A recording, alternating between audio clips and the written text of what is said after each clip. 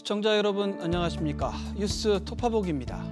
새 정부 출범 후 코스피가 연일 급등하는 등 기대감이 큽니다.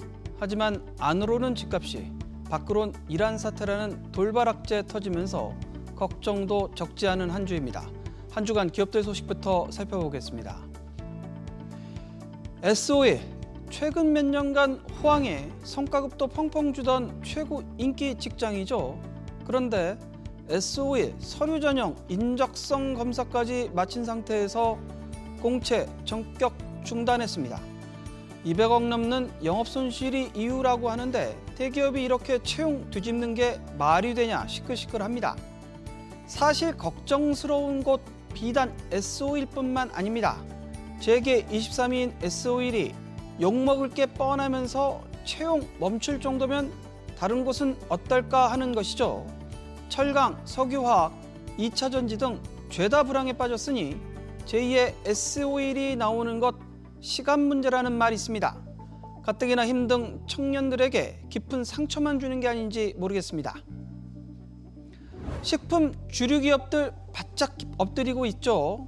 참 많이들 가격 올렸는데 이재명 대통령 라면 한 개 2,000원 한다는 게 진짜냐 말 한마디에 올 것이 왔다는 분위기죠. 악재라고 느꼈는지 주가부터 민감하게 반응하고 있습니다. 내수 비중 높은 농심, 오뚜기, 발언 나오자 주당 40만 원 밑으로 떨어진 뒤 좀처럼 힘 못 쓰고 있죠. 이 와중에 삼양식품 묘하게 표정 관리 중입니다. 수출 비중이 높다 보니 주가 120만 원 찍더니 우상향입니다. 여하튼 업체들 정치 공백 틈타 가격 올리는 것 더 이상 힘들 듯 싶습니다. 이렇게 된 마당에 가격 올리는 게 적정했는지 따져 내릴 수 있는 것은 내리는 것도 나쁘지 않아 보입니다. 티머니, 곧 교통요금 애플페이 지불한다고 밝혔는데 카드사들 고민이 이만저만 아닙니다. 애플페이 갈수록 쓰임새가 많아지고 있기 때문이죠. 그동안은 현대카드가 유일한 제휴선이었습니다.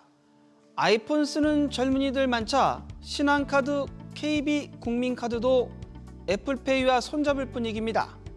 고민은 애플이 부과하는 수수료가 꽤 세다는 거죠.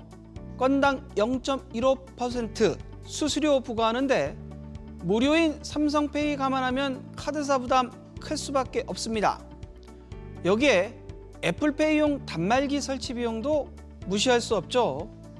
무엇보다 애플페이가 확산되면 그동안 무료이던 삼성페이, 우리도 수수료 받겠다 나설 수 있습니다. 카드사들로선 애플페이, 손 잡을 수도 모른 척할 수도 없는 상황에 놓인 듯 싶습니다. 구글 5,000대 1 축적 정밀지도, 이 지도 달라고 떼쓴 지 꽤 됐습니다. 2007년, 2016년엔 안보 상황 이유로 불허했는데 최근엔 기류가 좀 심상치 않죠. 관세 앞세운 미국, 달래기 위해 이 지도 줄 가능성이 큽니다. 그런데 변수가 생겼습니다. 애플, 우리도 이 지도 달라고 나선 거죠. 구글, 동지가 생긴 듯 싶은데 오히려 악재라는 말 나옵니다. 애플, 우리나라가 요구하는 조건 다 받아들이겠다고 밝혔습니다.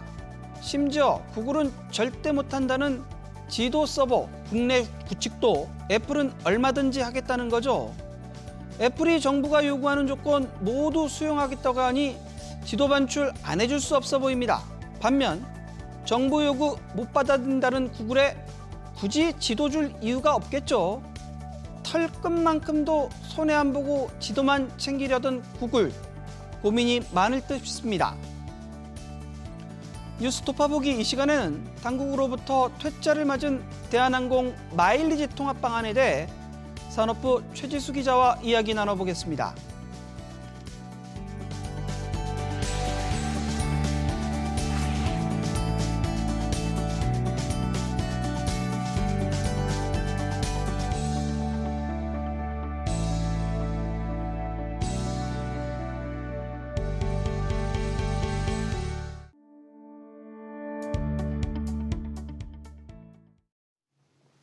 최근 대한항공이 아시아나항공과의 마일리지 통합안을 공정거래위원회에 제출했습니다. 그런데 공정위는 소비자 보호 장치가 미흡하다는 이유로 바로 퇴짜를 놨는데요. 최근 추진 중인 항공기 좌석 개편과 관련해서도 논란이 불거지면서 합병 이후 소비자 편익이 줄어들 수 있다는 우려감이 확산되고 있습니다. 산업부 최지수 기자와 짚어보겠습니다. 최 기자, 네. 일단 공정위가 왜 퇴짜를 놨습니까? 네, 여러 가지 이유가 있는데요. 먼저 지난 12일 대한항공이 아시아나 항공과의 마일리지 통합안을 공정위에 제출했습니다. 그런데 공정위는 당일에 즉시 보완을 요구했는데요. 마일리지 통합 비율에 관한 구체적인 설명이 부족하고 통합안이 아시아나 소비자들에게 불리할 수 있다는 설명입니다. 이번에 대한항공이 제시한 구체적인 마일리지 합병 비율이 공개되지는 않았는데요. 두 항공사 간 큰 차이가 없는 탑승 마일리지는 전환 비율이 1대1이 될 것으로 업계에서는 보고 있습니다. 그런데 논란이 될 수 있는 건 카드를 사용할 때 적립되는 제휴 마일리지입니다. 1마일당 가치는 대한항공이 15원, 아시아나가 11원에서 12원 수준이어서 약 30%가량 차이가 난다고 평가되는데요. 따라서 아시아나 소비자를 만족시키면서 동시에 대한항공 소비자에 대한 역차별 얘기가 나오지 않도록 하는 것이 관건인데 현실적으로 정교한 기준을 세우기가 어려워 통합 시 교환 비율에 따라 논란이 발생할 수 있을 것으로 보입니다. 공정위는 소비자 보호를 최우선으로 심사를 하고 있는데요. 공정위는 마일리지 통합은 국민적 관심사항인 만큼 국민의 기대와 눈높이에 부합하는 수준으로 마련돼야 한다고 재차 강조했습니다. 보면 통합 비율 외에도 공정위가 사용처 부족 문제를 짚고 나왔어요. 어떤 내용인가요? 네, 그렇습니다. 사용처도 언급이 됐는데요. 공정위는 대한항공이 제시한 마일리지 사용처가 기존 아시아나 항공이 제공하던 것과 비교해 부족하다는 설명입니다. 비행기표를 구매할 정도로 많은 마일리지를 갖고 있지 않는 소비자들은 마일리지 몰에서 상품을 사는 방식으로 마일리지를 소진을 해야 되는데요. 이런 소규모 마일리지를 사용할 만한 사용처가 부족하다는 겁니다. 현재도 대한항공 마일리지 몰은 아시아나에 비해 상품 종류와 개수가 부족한데요. 아시아나 마일리지 몰에는 7개 부문 총 90여 개의 상품이 올라와 있고요.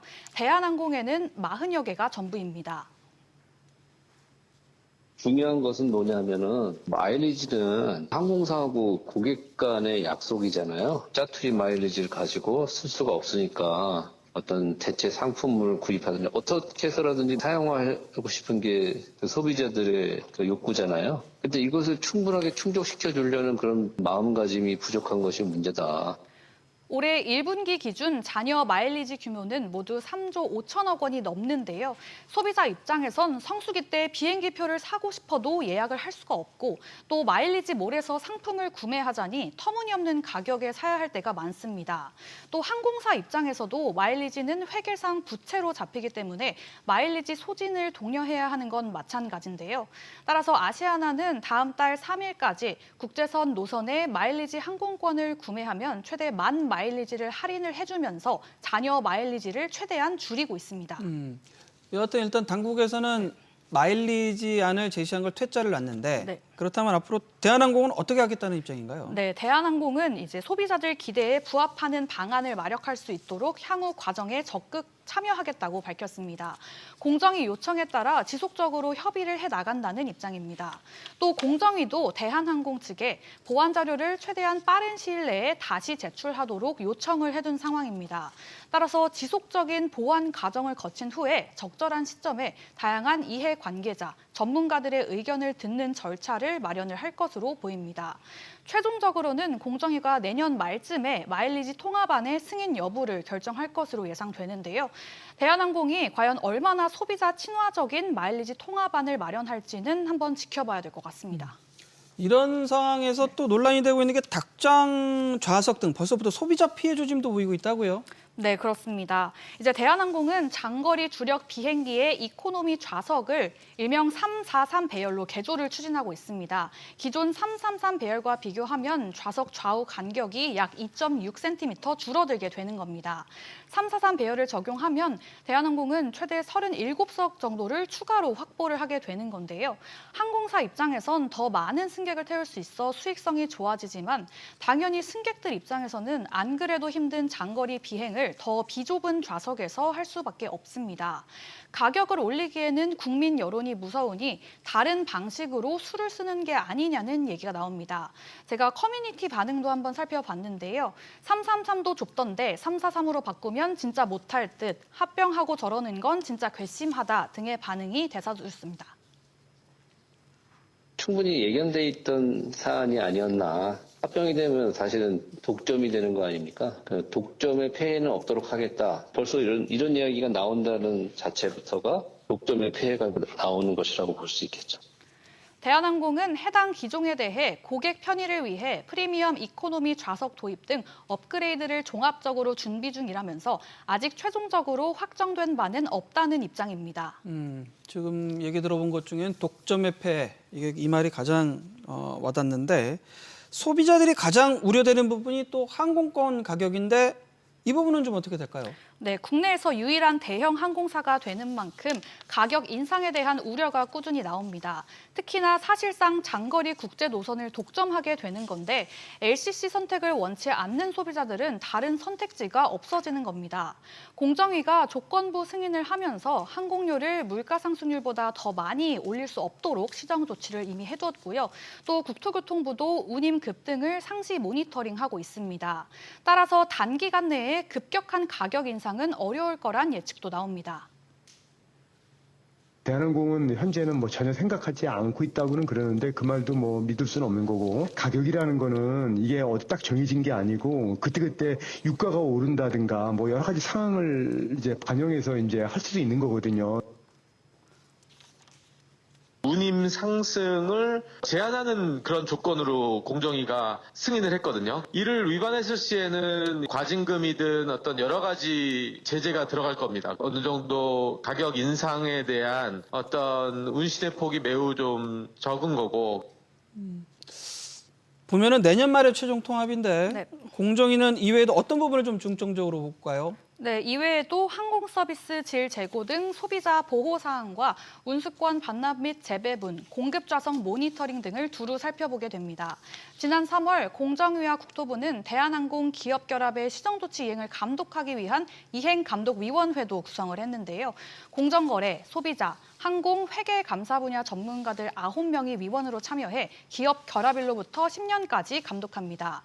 이 밖에도 대한항공은 2026년 말까지 두 항공사의 최종 통합을 위한 화학적 결합에도 집중할 예정인데요. 인력 재배치 문제, 조직 문화 통합, 통합 LCC 출범 등도 구성원들과의 원만한 합의를 거쳐서 최대한의 시너지를 낼 수 있도록 한다는 계획입니다. 네, 최 기자 이야기 잘 들었습니다.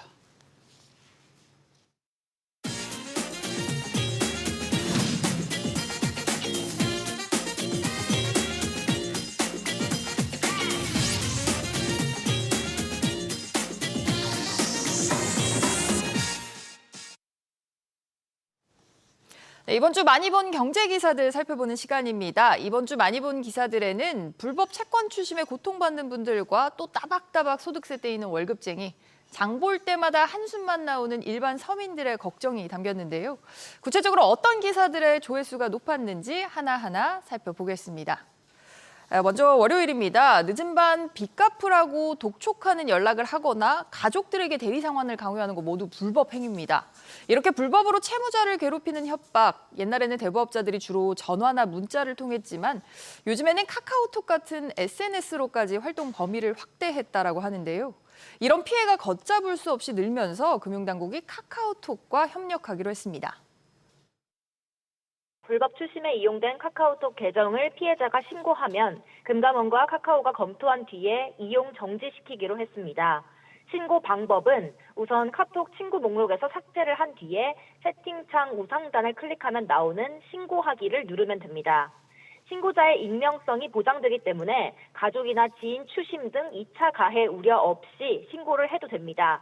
불법 상호명업자의 연락 수단이 앞서 전화나 문자 메시지에서 카카오톡 등 SNS로 옮겨와 최근 피해가 급증하면서 이 같은 강경책이 마련됐습니다. 앞서 금감원은 지난 2014년부터 불법 추심에 악용된 전화번호를 차단하는 대책을 시행해 왔지만 최근 실효성이 낮아진 바 있습니다. 채무자 또는 가족 등 관계인에게 욕설 등 협박을 하거나 지나치게 반복적으로 연락 혹은 야간에 연락하면 신고 대상입니다. 둘째로는 제3자에게 채무 사실을 알리거나 대리 변제를 요구하는 행위입니다. 이 역시 불법 채권 추심이기 때문에 신고 대상입니다. 마지막으로 등록 대부업체가 아님에도 카톡을 통해 차용증 등을 요구하면서 금전을 대부하라는 행위도 불법이라 신고 대상입니다.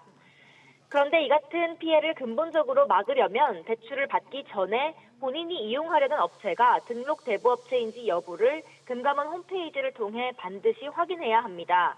그러나 이미 피해가 발생했거나 앞으로 생길 것으로 우려만 되더라도 금감원이나 경찰에 신고하는 편이 안전합니다. SBS 비즈 오수영입니다. 지난해 금감원에 접수된 이런 불법 채권 추심 신고 건수는 3천여 건에 달합니다. 1년 전과 비교하면 50% 가까이가 급증했습니다. 주변에도 남몰래 고통받고 있는 사람이 있고 내일이 될 수도 있다는 뜻이기도 하죠. SNS나 오픈 채팅 등을 통한 연락은 상대방을 특정하기 어렵고 추적이 상당히 좀 곤란합니다. 때문에 먼저 연락을 하지 않으시는 게 좋고요. 또 지인 연락처나 사진, 주소록을 요구를 해올 경우 불법 추심 가능성이 매우 높으니까 의심하시고 즉시 상담을 중지하시는 게 좋겠습니다. 살다 보면 무등록 대부업체까지 손뻗고 싶은 유혹과 불가피한 상황 당연히 있을 수 있습니다. 하지만 합법적 등록업체인지 이거 여부 확인하는 거 스스로를 보호하는 최소한의 안전장치입니다. 금융소비자정보 포털 파인이라는 홈페이지가 있는데요. 여기 들어가시면 대부업체에서 합법 등록 업체인지 조회를 하실 수가 있고요. 만약 이미 불법 추심에 시달리고 있다면 채무자 대리인 무료 지원 제도도 활용을 해보실 수 있습니다. 참고하시는 게 좋겠습니다. 다음으로는 화요일에 많이 본 기사입니다. 화요일에 많이 본 기사는 늘 좀 덜 내고 싶은 세금 소식입니다. 이재명 정부 5년의 청사진을 그릴 국정기획위원회가 본격적인 활동에 들어갔습니다. 기획위가 다트를 올리면서 이재명 대통령이 더불어민주당 대표 시절부터 강조해온 근로소득세 개편에도 시동이 걸릴 전망인데요. 실제로 월급쟁이가 봉이냐 이런 문제의식을 공유해온 한 민주연구원의 인사가 국정기획위원회 전문위원으로 참여한 것으로 나타났습니다. 기사 보고 오겠습니다. 당대표 시절 월급쟁이가 봉이냐며 근로소득세 손질을 시사했던 이재명 대통령은 대선 후보가 되고 나선 직장인들을 만나 이렇게 말했습니다. 이제 월급쟁이들은 유리지갑이라 그래가지고 뭐 명목상 임금이 오르니까 과표가 거의 오르잖아요. 거기 딱 걸리면 세율이 올라. 국가에서 차지하는 세수 중에 근로소득세 비중이 자꾸 올라가요. 맞아요. 법인세는 쫙 떨어지고. 이 대통령의 근로소득세 개편 구상은 국정기획위원회를 중심으로 본격적인 정책 설계 단계에 들어섰습니다. 조세, 재정 등 우리 사회의 한 단계 도약을 위해 반드시 개혁해야 할 핵심 아젠다를 논의할 예정입니다.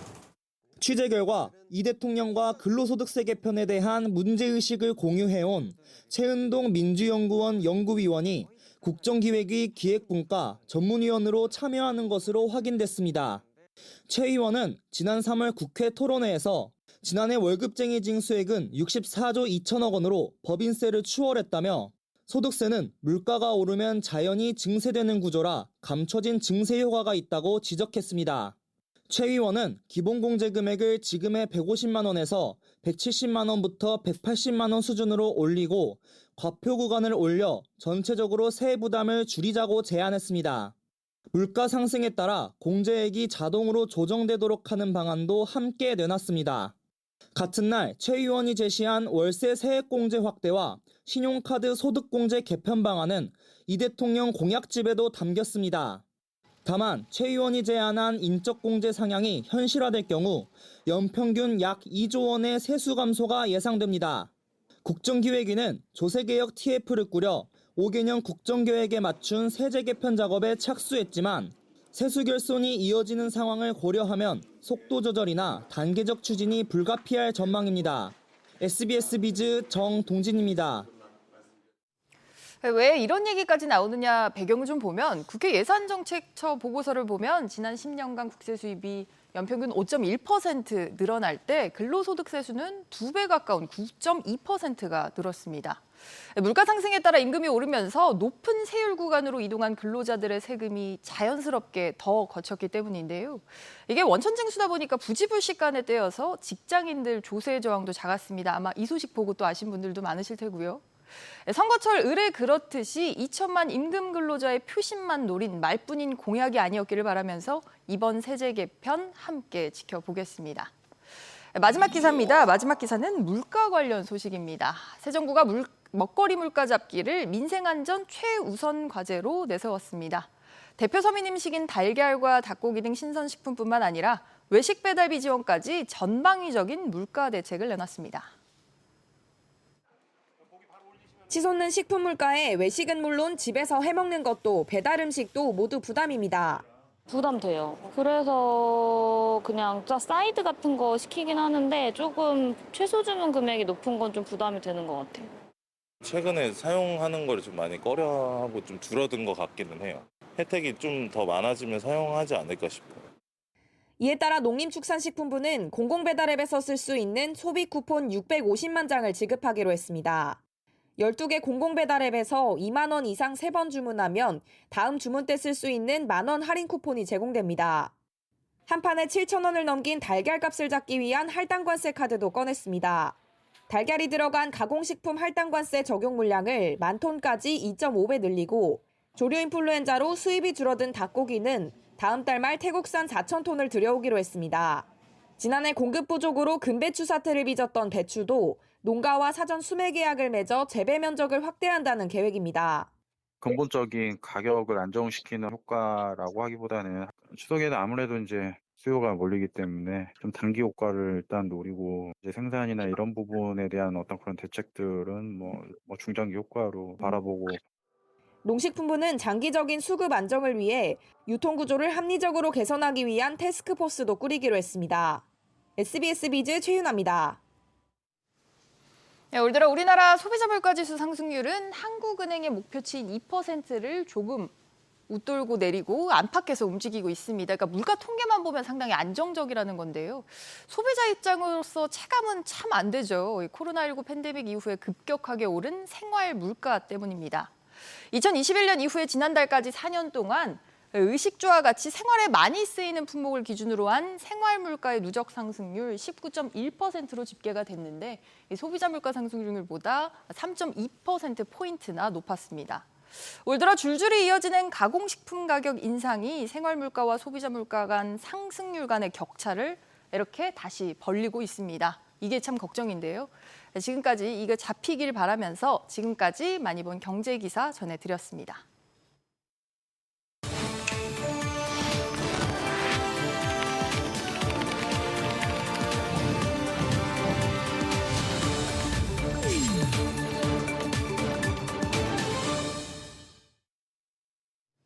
CEO들의 한 주간 일거수일투족을 살펴보는 CEO 업앤다운입니다. 화장품 제조기업 콜마그룹 윤동한 회장, 남매 간 경영권 갈등에 이젠 부친까지 소송에 나서는 등 점입 가경입니다. 콜마홀딩스를 이끄는 윤상현 부회장, 동생인 윤여원 대표 건기식 사업이 부진하다면 경영진 교체를 요구했죠. 표면상은 실적 부진이지만 외부에선 경영권 다툼 시발점으로 봤습니다. 윤여원 대표, 오빠의 요구를 거절하면서 다툼은 법원으로 옮겨간 상황입니다. 윤 부회장이 경영진 교체를 위한 임시주총을 요구한 것인데 부친이자 창업주인 윤동한 회장, 이따만 해도 남매를 중재하면서 갈등 봉합에 주력했습니다. 그러나 장남이 입장 변함이 없자 증여했던 주식 다시 다 내놓으라고 소송에 나섰습니다. 남매 갈등이 부자 갈등으로 번진 것인데요. 윤 부회장이 아버지의 소송에 어떤 식으로 대응할지는 알 수 없지만 K뷰티의 한 축을 맡아온 콜마그룹이 경영권 갈등에 발목이 잡히는 게 아닌가 우려의 목소리가 많습니다. 김동영 한세예스24 그룹 회장, 예스24 서비스 먹통 사태를 겪으면서 오너 일가 경영진에 대한 비난이 쏟아지고 있습니다. 사과문과 보상안에 대한 늑장 대응이 도마 위에 올랐죠. 먹통이 된 지 무려 일주일 만에 공동대표 명의의 사과문이 나왔고 앞서 해킹 사실을 뒤늦게 신고 사건을 은폐 축소하려는 게 아니냐는 의혹도 여전합니다. 더 큰 문제는 사고 소습을 제대로 하지 못한 상황에서 오너 일가의 지분 증여가 이루어진 겁니다. 김동영 한세이에스24홀딩스 회장, 먹통 사태가 한창인 지난 10일 82억 원 규모 보유주식을 자녀에게 증여했습니다.